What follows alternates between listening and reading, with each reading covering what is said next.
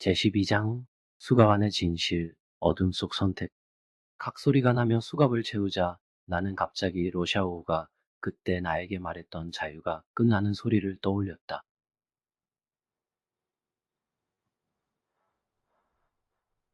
다소 불편했지만 나는 여전히 아무렇지 않은 척했다.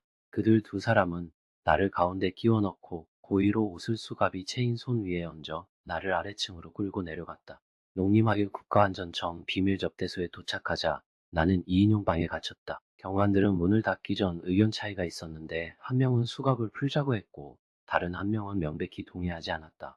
그래서 그들은 상급자에게 전화로 보고하고 나에게 말했다. 아시 사람이 올 때까지 기다려야 풀어줄지 결정한다. 말을 마친 뒤 내가 맞아 코가 부은 두 경찰이 풍 소리를 내며 무겁게 문을 닫았다. 나는 수갑을 잡고 있는 두 손을 이상하게 바라보았다.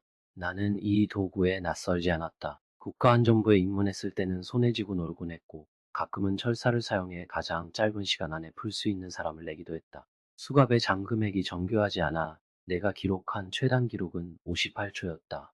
당시 총기 관리가 엄격했기 때문에 임무를 수행하지 않을 때는 총을 휴대할 권한이 없었다. 그래서 퇴근 후에는 허리띠 뒤에 수갑 하나를 달아두고 몸을 굽힐 때 일부러 드러내어 지나가는 여자아이들에게 보이게 했는데 이것이 우리 젊은 요원들의 가장 흔한 과시 방법이 되었다. 나중에 포르노 비디오의 시범을 따라 여자친구에게 수갑을 채워 섹스 게임을 크게 즐긴 적도 있다.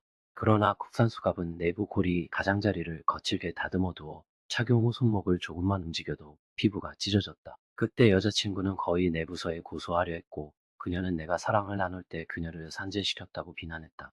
최근 서구와 일본의 변태 섹스 게임용 소품 중에서 내부 고리에 동물의 부드러운 털이 삽입된 여성용 수갑이 가장 인기가 있다는 이야기를 들었다.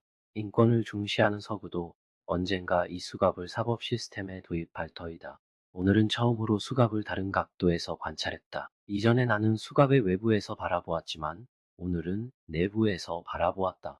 내가 도출한 결론은 결코 그렇게 재미있지는 않다는 것이다. 접대소는 조용했다.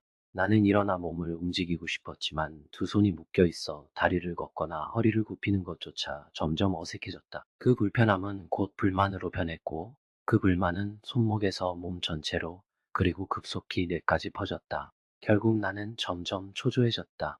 마치 수년이 흐른 듯 이마에 주름이 생긴 것 같은 느낌이 들었다. 초조함과 불안은 미세한 공포와 뒤섞여 몇 달 전 경찰서, 구금소에서 3주 동안 전혀 느끼지 못했던 감정이었다. 물론 그때도 경찰이 수갑을 사용하지는 않았지만 3주 동안 자유를 잃었음에도 손과 발은 자유롭게 움직였고 생각도 자유롭게 흐를 수 있었다. 지금은 두 손이 함께 묶인 지 3시간밖에 되지 않았고 그 작은 수갑이 마치 뼛속 깊이 파고든 듯 내 사상을 완전히 억누른다. 니아. 나는 갑자기 두려움이 무엇인지 알았다. 허젠웨이 국장의 목소리가 복도에 울리자 나는 크게 안도의 숨을 내쉬었다. 문을 밀고 들어온 허젠웨이 국장의 얼굴은 아시 겨울만큼 어두웠다. 그는 나를 보지 않고 엉덩이를 바닥에 꽂은 채 두꺼운 서류 뭉치를 책상 위에 힘껏 내던졌다. 함께 들어온 한 경찰이 내 수갑을 풀어주었고 다른 한 경찰과 현지 안보국 동료는 방을 나갔다. 방 안에는 우리 둘만 남았다. 나는 조금 대담해진 듯 부어오른 손목을 만지며 어색하게 허젠웨이 국장에게 인사했다. 허젠웨이 국장은 코를 골며 눈을 들어 나를 빤히 노려보았다. 칸정민아, 칸정민, 어떻게 말해야 할까? 경찰을 폭행하고 총기를 빼앗고 2시간 넘게 경찰을 협박했는데 내가 대체 누군 줄 아는가? 내가 급박한 상황에서 자신을 국가안전부 요원이라 외치지 않았다면 이미 죽었을 텐데. 나는 쥐를 잡는 함정을 피하려고 손목을 살짝 남겼다. 내가 그렇게 몇 번 휘두른다고 우리 경찰을 제압할 수 있겠는가? 나는 내가 임무 수행 중이라 주저했을 뿐 내가 우위를 점한 것이다.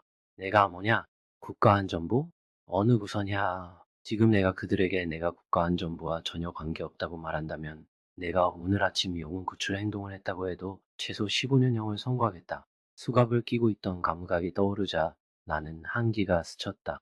허젠웨이 국장, 저도 어쩔 수 없었습니다. 저는 무슨 어쩔 수 없다고 경찰을 방으로 유인하고 총기를 탈취하고 경찰을 협박하고 상원년을 여유롭게 떠나게 한다. 그게 어쩔 수 없다고. 그건 범법이다. 지금 바로 기회를 주겠다. 상원련 여권에 적힌 이름이나 사진을 알려라. 지금 세관에 통보하면 너의 죄가 조금은 가벼워질 것이다. 그렇지 않으면 내가 빠져나올 수 없을 것이다. 그 여권 이름을 모릅니다. 물어보지도 않았고 사진도 없습니다. 정말입니다. 너, 응. 허젠웨이 국장은 화가 나서 말문이 막혔다. 나는 시계만을 바라보았다. 허젠웨이 국장은 이해하고는 한숨을 쉬었다. 광저우에서 선정까지는 1시간도 채 안 걸린다. 상원녀는 몇 시간 전에 로호조를 건너 애시로 들어갔을 것이다. 대체 무슨 일인가요? 허젠웨이 국장은 안타까운 표정으로 말했다. 그 표정은 나를 슬프면서도 웃기게 만들었다. 국장님, 제 설명을 들어주세요. 나는 가라앉은 목소리로 천천히 말을 골라가며 설명했다. 제가 조사한 바에 따르면 상훈녀는 우리 반 동료가 사건에 휘말린 원인과는 관계가 없지만 이상하게도 딱 그때 끼어들었다. 제 판단으로는 그녀가 누군가에 의해 고의로 끌어들여졌거나 함정에 빠진 것으로 보이며 우리에게도 표적이 될 가능성이 있다. 우리 모두가 나와 그녀의 관계를 알기 때문에 말이다. 하지만 현재 증거가 부족해 아무도 내 추정을 믿지 않는다. 모든 증거가 상원련을 가리키고 있다. 게다가 당신들이 상원련을 스파이로 파악하고 나를 조사하라 명령했을 때 우리 반 동료들이 사건에 휘말리기 시작했다. 겉으로는 상원련이 원인인 듯 보이지만 그 사람은 상원련을 미끼 삼아 우리 주의를 끌고 스스로 범행을 저지르려는 함정일 수도 있다. 이때 우리가 상원련을 잡으면 적의 함정에 바로 빠지는 셈이고 뱀을 놀라게 하는 꼴이 된다. 뱀을 놀라게 한다니 그걸 고려하지 않았나? 그녀가 스파이가 아니라면 우리는 그녀를 무죄로 풀어줄 것이다. 국장님, 언제 우리가 스파이 용의자를 잡고 곧바로 석방한 적이 있었는가? 언제 우리가 잘못 잡혔던 사람을 인정하고 무죄를 돌려준 적이 있던가? 현재 사건이 이렇게 복잡하게 얽혀있는 상황에서 상원련이 무죄로 석방될 가능성은 거의 제로다. 우리 수사 효율성을 모르시겠습니까? 우리 수사 효율성? 칸정민, 당신은 우리 효율성이 최고라고 잊은 듯하다. 미국은 효율성이 낮다. 한 사건을 수년간 끌어놓는다. 맞다. 미국과 우리 모두 사건을 끌어놓지만 미국은 무죄 추정 원칙을 쓴다. 우리는 재판 전부터 피고를 범인으로 간주한다. 이런 차이 때문에 끌어놓는 것이 다른 효과를 낸다. 나는 끊임없이 말을 끊으며 말했다. 그리고 나는 이제 전직 건법 간부가 아니다. 건법 부서에 있으면 우리 효율성이 높다고 생각하지만 나는 지금 평범한 중국 시민이다. 국장님, 현재 평범한 시민이 우리 건법 시스템에 얼마나 신뢰를 가지고 있는지 아시겠습니까? 떠들어대는군. 무슨 말도 안 되는 소리를 하는가. 점점 뻔뻔해졌다. 그걸로 경찰을 무장하고 스파이 용의자를 풀어줄 변명이 되겠는가? 그럴 수는 없다. 하지만 그녀는 내가 있었기에 당신들이 눈여겨본 것이고 나는 이미 그녀를 조사했다. 나는 그녀가 억울하게 체포되지 않도록 할 책임이 있다. 아, 당신들은 내 방에 도청기를 설치했군. 우리는 협력하고 있지 않았나? 당신은 약속을 지키지 않는다. 웃기군. 허젠웨이 국장은 서류 뭉치를 두드리며 말했다. 우리는 너희 반 동료들을 일정 수준 도청하고 조사하기로 했었다. 무엇이 너를 배제해야 한다고 생각하게 만든가? 당신, 나는 화가 나서 말문이 막혔다. 너도 러시아오후의 동창이고 예전 특공원으로서의 경력이 있었으며 미국 유학도 했지.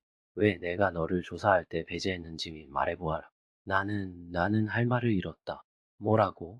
나는 몇 번이나 말했는가? 국가안보는 최우선이다. 국가안보와 관련될 때는 절대로 개인 감정을 끼워 넣을 수 없다. 보아라, 너는 감정이 넘쳐 흐른다.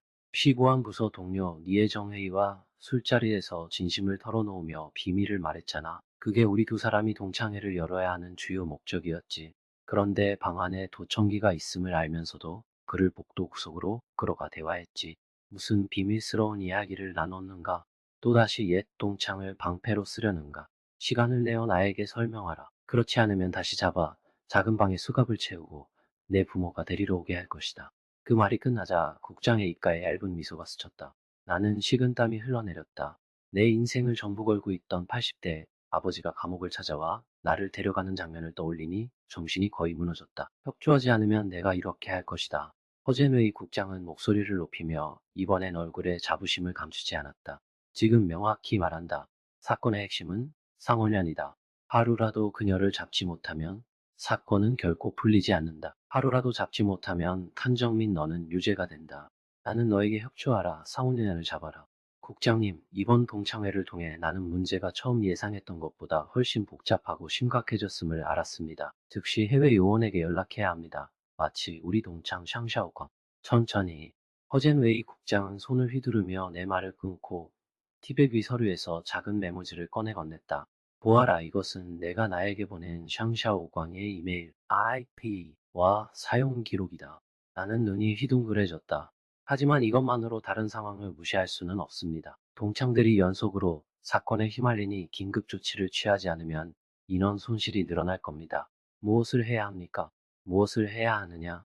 간정민, 너는 부대에서 떠난 뒤 스파이 소설에 빠졌는가?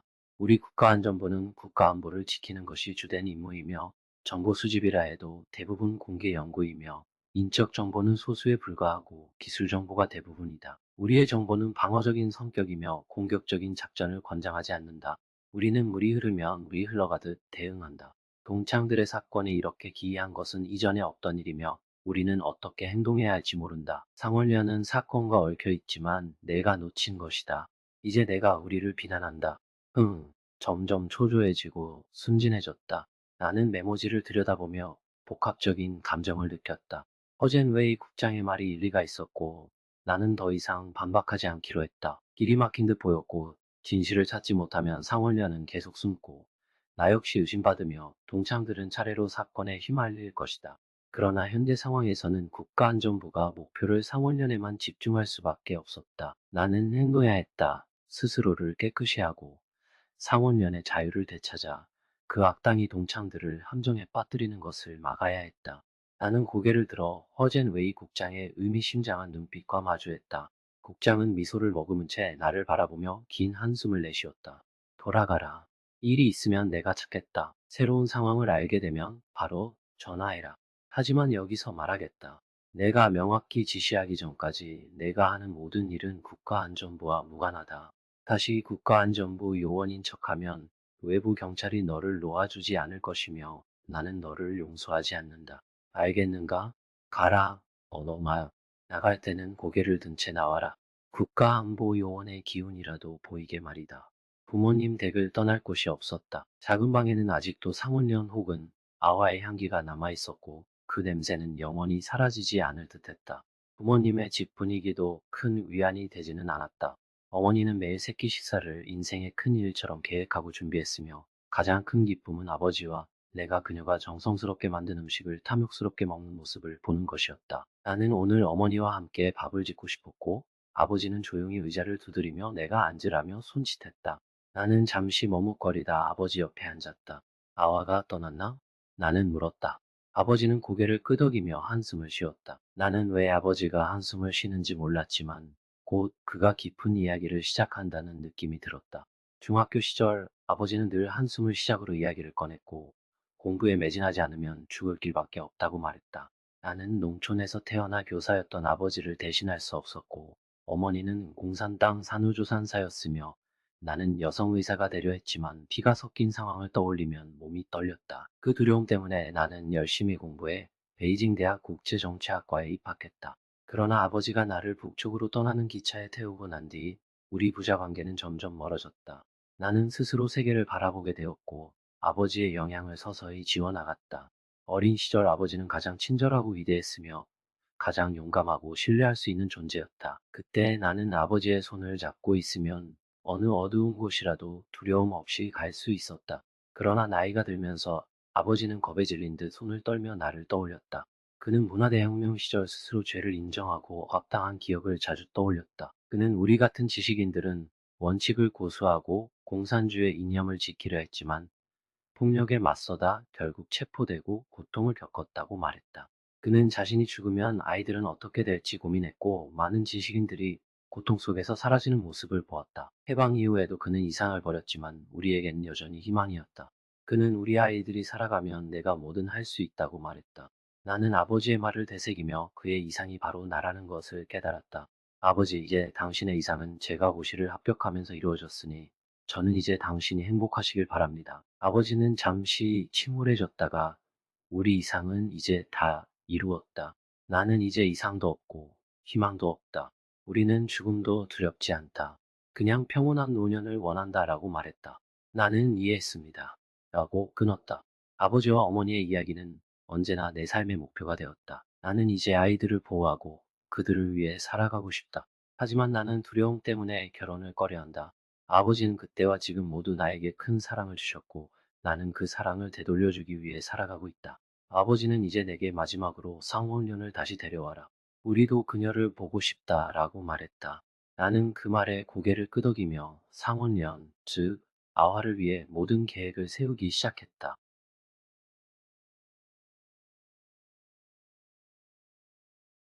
시청해주셔서 감사합니다. 이 이야기가 마음에 드셨다면 채널을 구독하고 알림벨을 켜주세요. 더 많은 아름다운 이야기가 곧 너와 이야기들 채널에 찾아옵니다.